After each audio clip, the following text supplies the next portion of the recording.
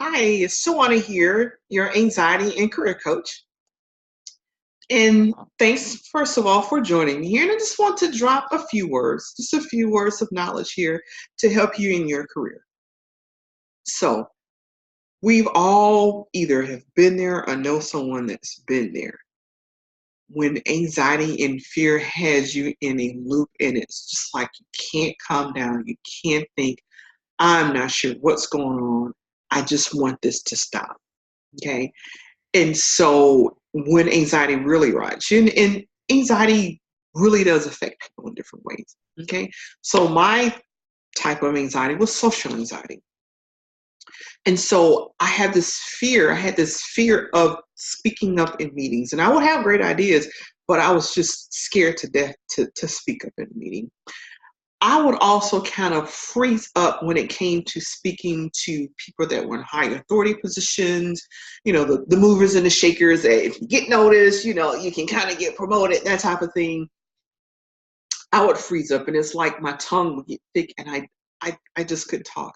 I didn't know what was going on, but I just couldn't talk. So, and there are other times that I just couldn't seem to think. It's kind of like the brain freeze and the mouth freeze all happened together. And so that was a kind of anxiety that I had. And some of the symptoms that went along with that for me, um, I would get really nauseated, just nauseous, almost like I wanted to throw up. And so I knew if I were doing a presentation and going to different places where I had to sit and do the small talk thing with people or these little, places where you had to mingle and whatnot, I wouldn't eat because I knew I was going to be nauseous and or have diarrhea. So, those are and anxiety affects us in different ways, and unfortunately, that was one of my ways. And so, often when we're in this position, you know, we know we're there. The most important thing that we want to know is how to get out of that. How do I come out of this? How do I break free? Okay. And so it's about turning off the mechanism. It is so important to figure out the best strategy for you to turn off your fight or flight mechanism. So, yeah, can you turn off? Sure. And here's the thing that no one told me for years and years and years 10 breaths or 2 minutes, and you can turn off your fight or flight mechanism. If I had known that in my 20s and 30s, would have been a great thing. 10 minutes, I'm sorry, 2 minutes or 10 deep breaths. You're like, what? Absolutely, yes. Now, people will call it different things. When I work with my clients, I call it belly breathing. And that is just where you take a deep breath through the nose and the mouth and you fill up your diaphragm. And when you do, your belly tends to rise just like a balloon. Your belly kind of goes out there.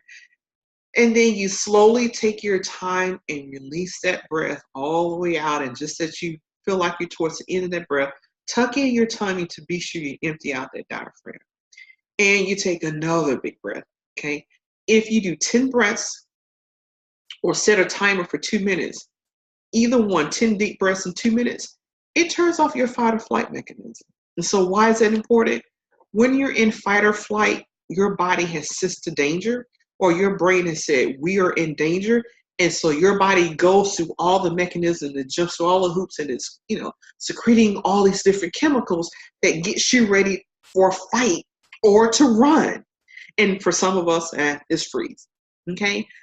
When you're in fight or flight, those chemicals typically are still being produced. You got the cortisone that's like, we're going to fight, we're going to either run or what have you. So for me, and for all of us, when we're in fight or flight, one of the things that happens is your digestive system is suppressed because you don't need to be worried about eating. You're worrying about getting away from danger. And so that's why people like me, we get nauseated, feel like we're going to throw up, or we get diarrhea. That's part of the symptoms. And so as long as you're in fight or flight, you can have those symptoms. And the trick is learning to turn it off. And again, 10 deep breaths or 2 minutes of deep breathing will trigger your vagus nervous system and it helps you to calm down and it turns off the fight or flight mechanism. Isn't that cool? Isn't that great? Now you're going like, yeah, I did the breathing thing. It didn't work for me. I promise you, if you pay attention and just worry about breathing. Now, there are days that is pretty rough for me. And so I have playlists of songs. Okay. I love YouTube because if, my fight or flight has been triggered because my boss is like, hey, I'm this, this deadline, this, do it, do it, do it, do it. And you're like, I can never get it done. Oh my gosh, oh my gosh. I have playlists I have on YouTube. So the playlist for multiple deadlines that I can't be anxious and freaking out about, because when I get anxious and I'm triggered, I'm back and forth to the restroom over and over and over, and I can't get my work done. So I have a playlist. I dial up YouTube and have a set of songs that's specifically for when I got a lot of deadlines, I need to be focused, and I need to take action and work. I listen to that playlist of songs in addition to doing my deep breathing. Okay. I have a team that I work with. It's like everybody on the team is negative. Whoever you speak to on it, it's like this negative energy. I have a playlist for them too. I do. I really have a playlist for that particular team. So I know if I got to talk to somebody from that team, or if I got to go into a meeting with them, I have a playlist that I listen to. So in addition to doing my deep breaths, I have music. And typically the music that I work, when I'm working with that team, because I don't want that negative energy, it's very calming, soothing, and relaxing music. And it's something that just helps me out. And so I say to you that in addition to the breathing, you can do playlists of songs. And now if I have a lot of deadlines to meet, it's not so much as a calming music. It is the kind of music like, yeah, get into it. We got this. We got this. It kind of pumps me up so that rather than freaking out about so many deadlines, I'm kind of pumped like, I got it. I got it. I got this. I got this. So that's the music I use for that. But if I'm dealing with negative people, that's a different kind of music for me. So in addition to my breathing, that's the kind of like a peaceful, relaxed, calm. We're in this channel, and we are going to only operate on my energy and not someone else's energy. And so it does take time to get to the space where you can do that kind of breathing. And there are other breathing techniques. For instance, one that I also love in addition to the deep belly breathing. And this one, it works really good. I've had clients who come in and they can't sleep, and they haven't slept for weeks on end. And they go to bed and like the thoughts are racing because I have so much to do. And so the type of breathing that I like to have them do is it's a little different. It's a little different. And so what I have them do is take a huge deep breath. And when they're letting it out, their goal is to let that breath out as slowly as they possibly can. Just let it out slowly, slowly, slowly, whatever, holding the breath, but just see how long they can take to let that one breath out. Okay.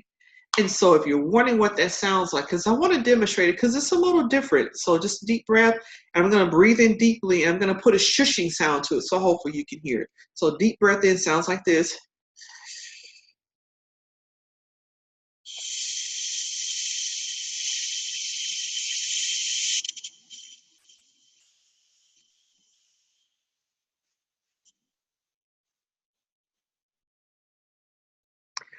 So you can see that was a long time to get that one breath out. So you're never holding it, but you got a nice deep breath in, and you're concentrating on just making that breath last as long as you can make it last.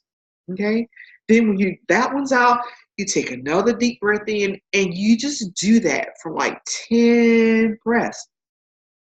A couple of different things. Number one, the breathing does get oxygen to your brain, and the more oxygen you get, and it teaches your body that it's okay to relax, come out of fight or flight, you turn the switch off. But now your concentration is not on all the thoughts running through the mind. Your concentration is on how long can I make this breath last? Okay. And it's really good at turning off that fight or flight mechanism so that you can access the logical part of your brain. Because when we're in fight or flight, we only operate on emotions. We can only access emotions. That's why it's so hard to make a decision.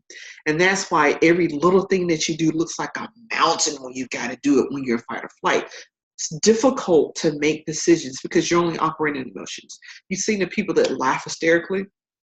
Yeah, they can only access the laughter. They can only access the humor. That's the emotion they can access. And some of us cry. When we're in fight or flight, we cry. It's the only emotion that we can access. Others of us, we go into a rage. because that's the only emotion we can access in fight or flight. And so whatever that emotion is, turning off your fight or flight mechanism can allow you to access the logical part of your brain, think, make decisions, critical thinking. Okay. And so I did want to share that with us because sometimes it's good to know how to not get into it, but oftentimes, sometimes it's like bam, bam, bam, bam. The next thing we're in fight or flight. How do I get out of that? And that is how you get out of it. Okay. You take a step back and then you want to breathe. So either you can do the deep breathing called the belly breathing from the diaphragm, 10 good breaths or 2 minutes, and you can turn it off. Or if you're having a really tough time with shutting off your racing thoughts while you're doing that, you can flip over and do the other type of breathing. You're just taking a deep breath and you're letting that breath out as slowly as you possibly can. And you do that 10 breaths, 2 minutes, and that will also turn off your fight or flight mechanism. Because oftentimes, if you can get out of fight or flight, then you can access the part of your brain that helps you to make decisions, and that's what you need. Okay. Oftentimes, that is the one thing that you need, because once you can make a decision, you can see your way around. You can get around it, reprogram, regroup, plan. Okay. And so again, thanks for watching me today. But let me say this, because I understand sometimes for us, if we're been in this pattern where we've lived in fight or flight and anxiety for long, it's tough to turn off that pattern. Well, I offer free consultation calls. I would love to sit down with you and then let's chat about where you are, what gets you to that point, and what are some of the other mechanisms and some things that you can do. Because oftentimes, while this is a quick fix to get you out of fight or flight, what's more important is to have that freedom plan so that you can have a plan that you access to kind of keeps you out of fight or flight. And so that the only time you're using the deep breathing is because you're trying to keep out of fight or flight, or something happened to put you in it, but you can calm down. Okay. So yeah, you can get a plan so that you're managing the stress. And if you manage the stress, it pretty much prevents you from going into fight or flight all the time. You're not as easily triggered. So we can sit down and do a quick chat to do that. So I have a link, a calendar link. Click that link, find the day and time that's best for you, and we can sit down and have a chat. Thanks for watching me today, and I hope to hear from you soon.